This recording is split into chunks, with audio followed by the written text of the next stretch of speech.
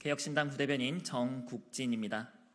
유튜버 쯔양의 교대폭력 피해 고백, 실태 조사와 법적 보완이 필요합니다. 라는 주제의 논평 발표 올리겠습니다. 대한민국 국민이 가장 좋아하는 유튜버 1위, 1000만 넘는 구독자를 가진 쯔양마저도 성폭력 피해를 피해갈 수 없었습니다.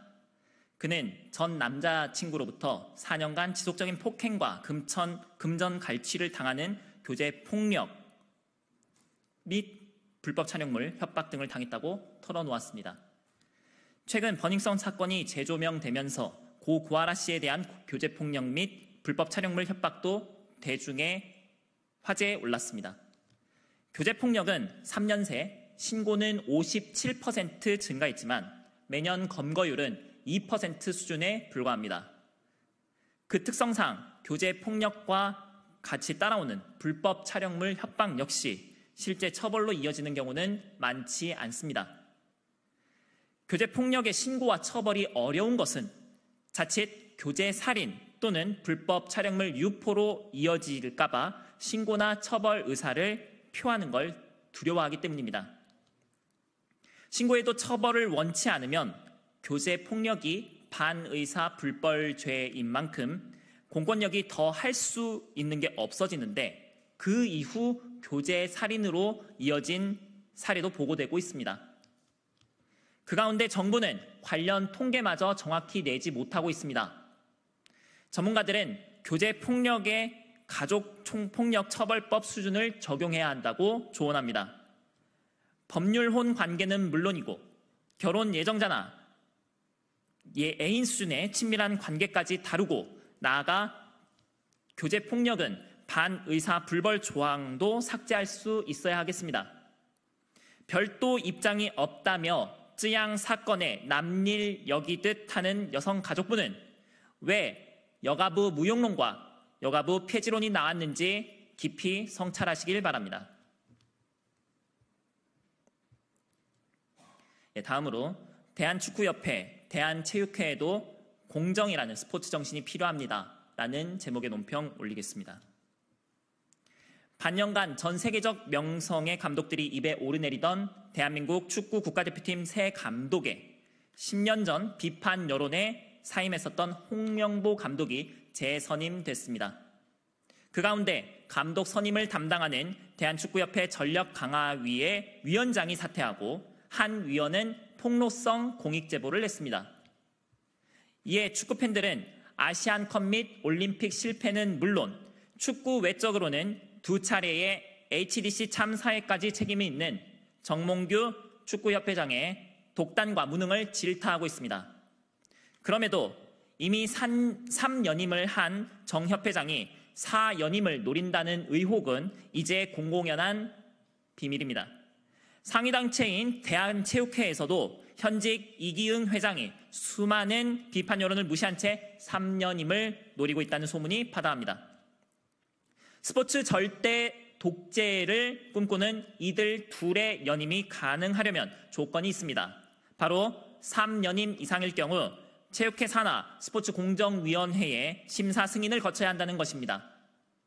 제왕적 권한을 가진 체육단체 협회장들을 그나마 견제할 수 있는 수단이었는데 이 연임 제한 규정마저 삭제하겠다는 게 현재 체육회의 입장입니다. 지방체육회와 종목단체는 인물난이 심각하다는 이유를 댔지만 현행 정관으로도 큰 무리가 따르지 않습니다. 그런 경우에만 예외를 두는 식으로 접근했어도 될 일을 인물난과 관계가 없는 곳에서까지 일괄적으로 적용하려 드니 문제가 됩니다.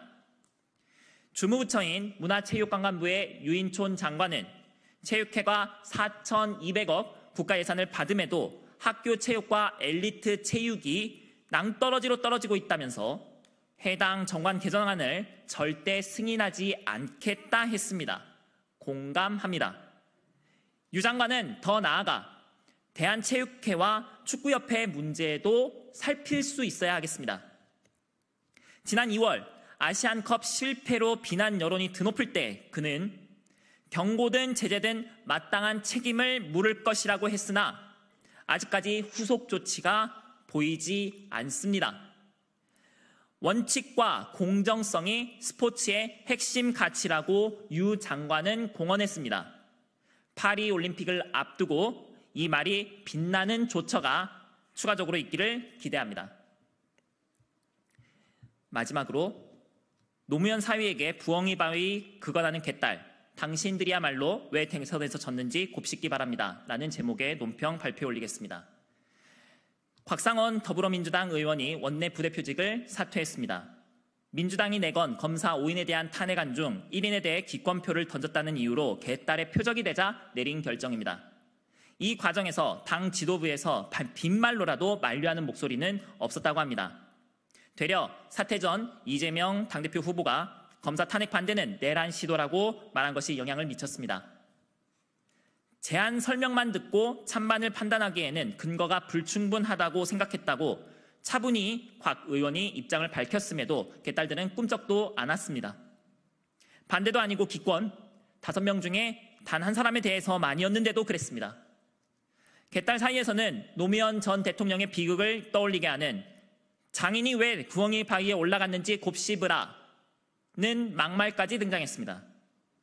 일단 이런 말을 하고 그것을 추켜 세우는 사람들이 과연 진보인지, 그 당이 노 전 대통령을 계승한다고 말할 자격이 있는지 의문입니다. 이재명 후보가 당대표직에 재출마하면서 내건 먹사니즘과 기본 시리즈에 역시나 찬양 일색인 개딸들이야말로 곱씹길 바랍니다. 대선에서 왜 윤석열 같은 후보에게마저 질 수밖에 없었는지 말입니다. 바로 막사니즘으로 점철된 기본도 안 된 후보를 국민들 앞에 들이밀었기 때문이었습니다. 가능할지 의문이나 이번 전당대회든 혹은 후에 있을 이재명 후보에 대한 법원 선고 등 계기가 되어서 이에 대한 처절한 반성이 있기를 바랍니다. 감사합니다.